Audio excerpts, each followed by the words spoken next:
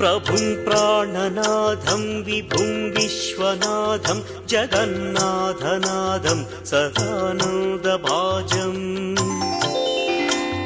भवद्भव्यभूतेश्वरं भूतनाथं शिवं शङ्करं शम्भुमीशानमीडे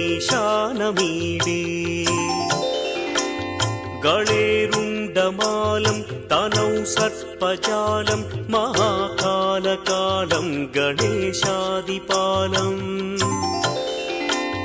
जटाजूटगङ्गोत्तरं दैर्विशिष्यं शिवं शङ्करं शम्भुमीशानमीडे